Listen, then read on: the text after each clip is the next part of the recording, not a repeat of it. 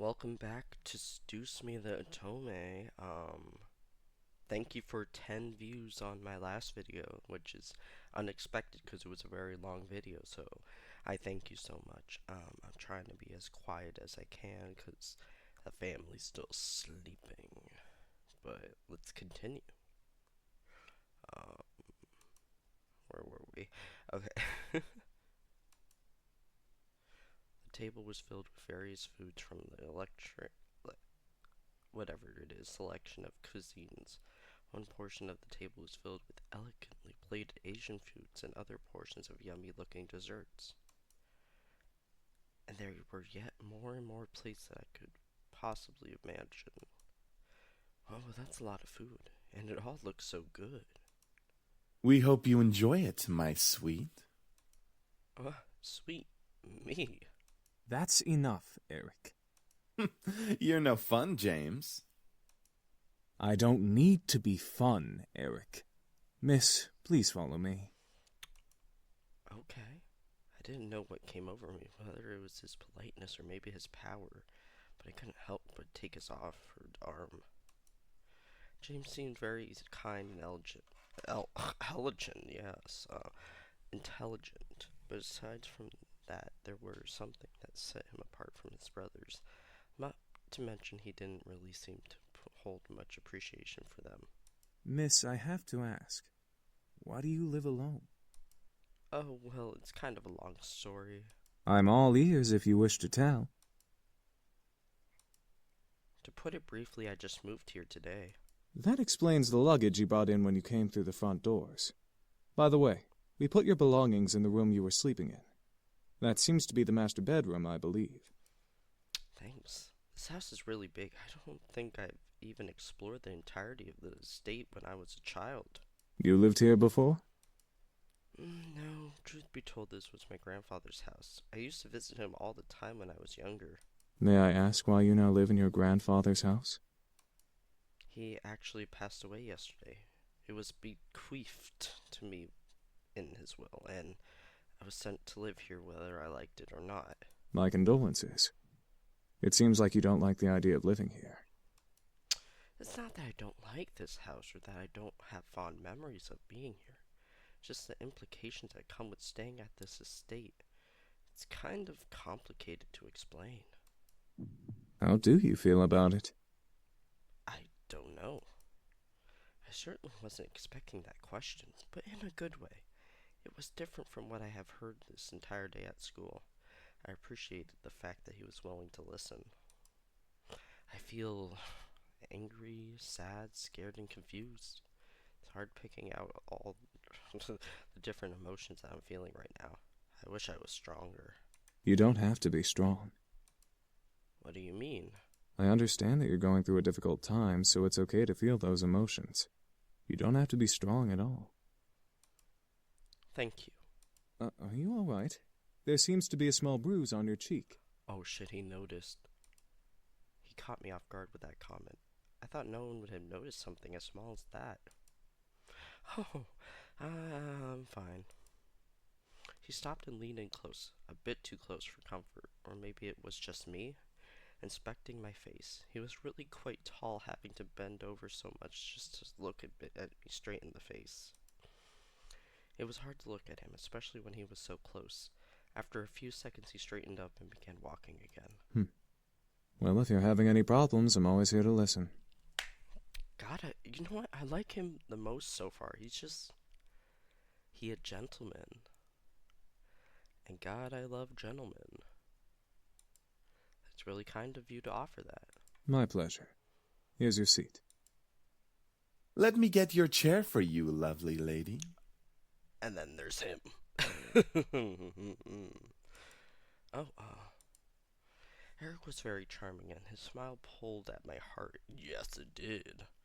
The way he kept flirting with me definitely designated him, oh my god, I can't read, as the charmer of the demons, yet there was a little distance in his eyes. By the way, I apologize for my behavior earlier. Stealing your second kiss like that. Huh? Oh yeah, when I didn't believe that they were incubi. It's fine, I guess. I mean, you didn't get up and grab kiss for no reason. I'm not as forward, unlike Sam. Suddenly, Erik leaned in and whispered in my ear. I won't lie, though. I enjoyed kissing you and feeling you melt in my arms.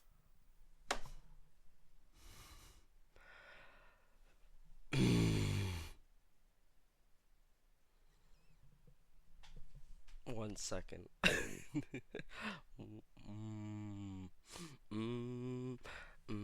Drink to that 1 minute.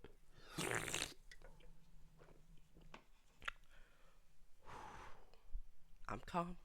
I'm collected. Let's continue. I was torn between smacking him and trying to play it cool. You sure are quite the charmer. Yes, I am known for that.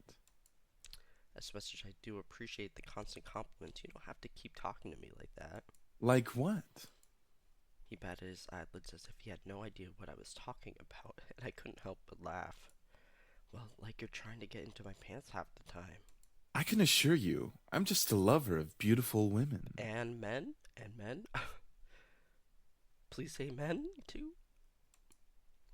Something tells me that there's more to it than that. For a moment he looked away, losing a bit of his smile. Before I could question it, though, he turned back to me with a new teasing smile. Did you want there to be more? Erik, you need to chill. Chill just a little. Maybe? I don't know who to romance now, because this is a romance game. Oh no. Oh my god.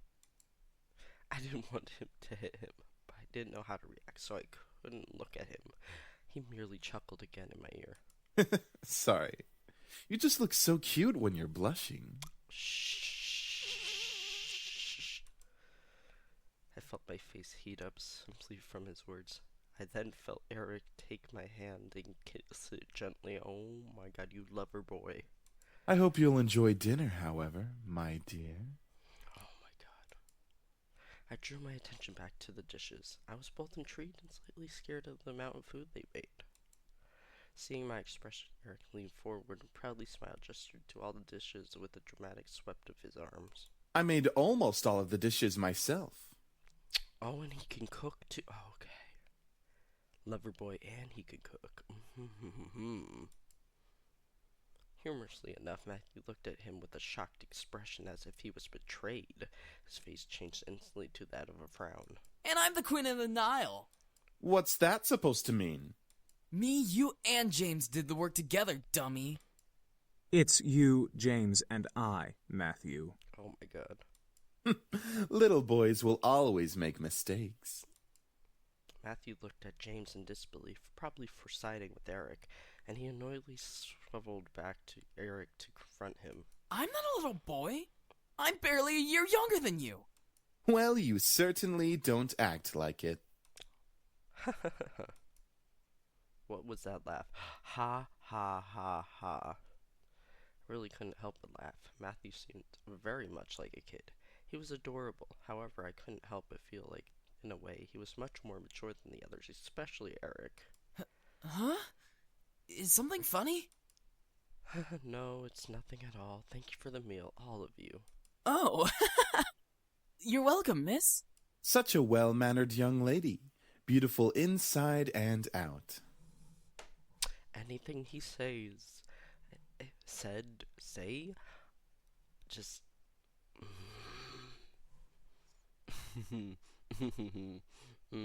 He needs to go. He needs to go. Erik, knock it off. Yeah. In agreement with Matthew, Sam cocked his head. Oh god, it's him. And glared at Erik. Seriously, you're getting really annoying with that suck-up act. It was obvious that Sam was a bad boy of the group. He had this big tough act and was physically stronger than the rest of the guys. But was there more to him than that? I'm just trying to be a gentleman. The young girl has already gone through so much. She deserves a good treatment. There's a difference between being a gentleman and being an obnoxious flirt. Schooled even by James. You're gonna need some cold water for that burn. By the way, I don't believe we caught your name even though you know each of us. I'm Bun Bun Fart. Yeah, don't judge me. It's a pleasure to finally know your name. Yeah, that's a nice name. They were all comfortable around me despite the awkward situation we were in. As if it were natural for them to be around humans. I guess that was just how incubi worked. But I was still curious about one thing. Excuse me. All at once, they looked at me. I didn't know why, but having them looking at me made me feel kind of important, like a queen or something. What is it, miss? I wanted to thank you for the food, but I still want to know why you all came here. I feel like I don't quite understand. Understand, yeah, like being told that a bunch of incubi randomly appearing in your house are perfectly understandable. Oh, how do we explain? We were attacked. We came here to heal. What's so difficult to understand? Now you're just being rude, Sam. I'm just saying, how is that difficult to understand? Oh, I mean, what specifically happened? Well, you see, we've been traveling around for quite some time now. Just recently we came into town, but we were jumped by this band of misfits. So, in order to escape and heal, we came here for shelter. Again, we apologize for the mess we made. It's fine, I guess. So you're all better now, right? Yup, all thanks to you. Huh, me? You see, beautiful, we feed on sexual energy. But we don't just get it from kissing lovely ladies such as yourself. We can simply touch someone's hand to obtain sexual energy. Everyone carries sexual energy, you know. I was so shocked about their powers. It wasn't just kisses that gave them power. It was anything physical. No wonder I was out for a while. These incubi intrigued me, but at the same time I could almost hear a warning siren go off in my head. Is there anything else you wish to know? Well, what do you all plan to do now? Yeah, what are we gonna do now, James? That is a very good question. We just got here and surely we'll be hunted again if we leave. We can take him easily. Not without more training, Sam. The result of that was clearly evident in our last encounter with them. At that moment I didn't know what came over me, but I suddenly felt sorry for them. They couldn't possibly survive out there. If they didn't know it was illegal to break into people's homes, they probably didn't know a bunch of other stuff. They probably would cause chaos all over town. Or on the flip side, they could be taken in for questioning and be poked and prodded like lab frogs for research. That was even worse. But most of all, they reminded me of back then. I was standing alone. The entire classroom was filled with laughter and chatter, but I stood in the midst of it, quiet and alone. It was strange seeing the whole world pass in front of me with such vibrancy, all while I stood there. On the plus side, I wasn't engaged in any other drama that might have arisen, like scribbling on someone's paper for revenge or kicking someone too hard. It was kind of nice just standing back and watching things pass by, letting life go on. I had long before convinced myself that I preferred being alone. I often said to myself in encouragement, yeah, I want to be alone. There's no one I like better than me, so I ought to spend more time with myself. But that certain bitterness that, coupled with being alone, made me feel so sad. There was a difference between being alone and lonely. I just didn't realize it at the moment. And even after that, my father and my mother, there were no one to turn to. I was so lonely. That's when I decided on it right then. I was going to see my grandfather. I didn't care if my father wouldn't take me. I was going to walk all the way over there and see what he had to say about it. I have never seen him before that. Am I reading that right? What better time to see him then? If no one else was going to help me with that, what I was feeling, I might as well have turned to him. So after school, I decided to walk there. I had no idea how to get there, and I was armed with only a scrap of paper with the address scribbled on it. As a 7-year-old, I obviously had great ideas. I soon became lost. And like I always did when I felt lost, I just stood there on the sidewalk. Excuse me. Back pressed up against the wall and eyes looking at the strangers passing by. And like always, people continue to pass by and continue on. I was sadder than ever. I ended up in the situation I originally in. Nothing had changed. I thought I was silly for even thinking I could change things with my own hands. That until a voice brought me back to reality. Hun, is that you? I looked up and I saw an unfamiliar face, but it was obvious that whoever was talking to me knew who I was. And from that moment, things began to change. Life began moving its rusty joints, and I realized that things were moving along. Suddenly, I've become part of a crowd like that moved like a blur past me. I was no longer someone who stood still and watched others hurry past me.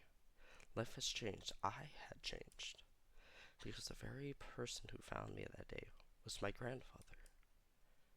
I had the opportunity to help them, though would I? I wanted to, but I wasn't sure if it was the best idea. After all, 5 demons in my house wasn't exactly the living arrangement I had imagined when I first moved in. There was the matter of making sure no one found out about their powers.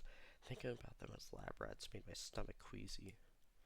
And even if they passed for humans, how would I explain having guys living in my house? Imagine if my friends came over. They would practically think I was part of a harem or something. Oh god, imagine if my parents came over. I think my mom would faint. And who knows what my dad would do. I think he would have them arrest on the spot. Oh, this was hard. Maybe I should have written out pros and cons lists before actually having to make the decision. Don't worry too much about it. You have plenty of time to decide. Besides, you should do what makes you happy as well. It was strange that I happened to remember what my grandfather said to me when I was little. But it did make kinds of sense. They weren't in the same exact situation that I was in before, but I did want to help them out. I think it would ease my consciousness and also make me a bit happy to give them help. As weird as that sounded, clenching my hands into fists, I strengthened my resolve to speak up. Well, you could. What was that, lovely lady? I'm not a lady, but you know what? I say whatever you like. That is Spit it out already. Oh, you shut up. You could stay here with me if you like. As soon as I finished my sentence, the room became still. I'm not sure what went through their heads from my words. The silence in the air cut like a knife until I finally spoke up against one more. It seems like you all need a place to stay, and while I just moved into this giant house, so it seems like it made sense. It was still quiet in the room. I decided to keep talking.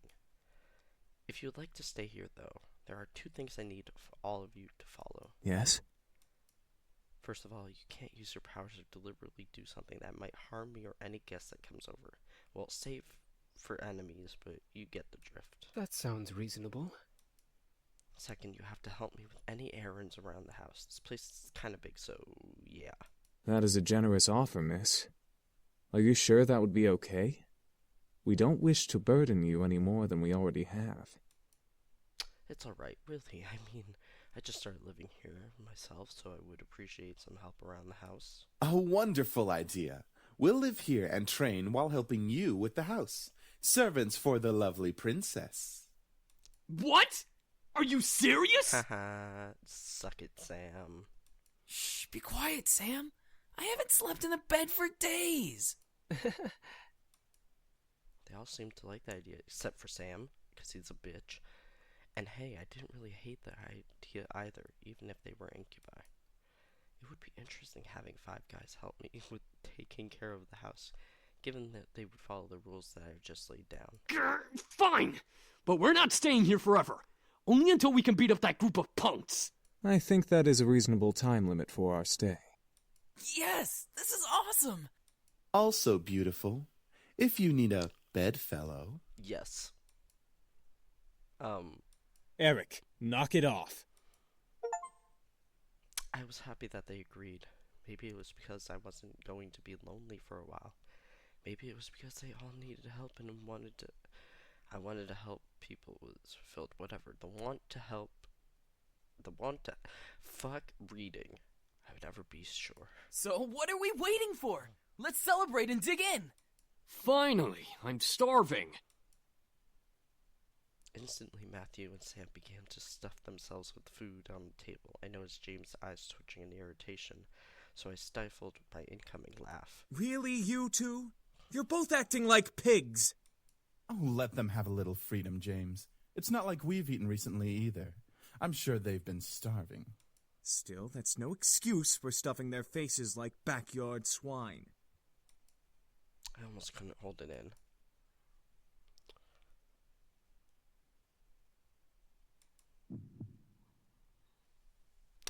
I looked back at Damien, who had been silent the whole time. He was leaning against the far wall, moving his lips almost slightly to the empty space behind him. Out of curiosity, I looked the same way, though I found nothing there. It's nothing. Huh? I looked back to see Damien looking at me with his normal, blank face. I couldn't help but stare back, feeling the red tint of embarrassment running across my face. As I stared, Damien gave a very small smile and closed his eyes, returning to his thoughts. Eventually, we all ate dinner together. It was strange eating with just guys, but they were enjoyable to be around. They made me feel a part of their family as we ate together. However, our peace was soon disturbed. Huh? It's my mom. Excuse me. Hello? Hey, honey, how are you? I'm sorry I didn't get to see you off. Hi, Mom. Everything is fine. I'm actually eating dinner right now. Oh, good, good. So there was food there. Well, your father wanted me to call and talk to you about having a house party tomorrow night to celebrate the new house and all. A house party?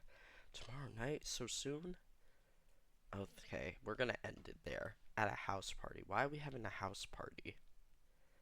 Why? Hopefully this video is a little shorter, so that would be really good. So thank you for watching. Thank you for watching me blush at Erik, because I guess I'm just a little bitch.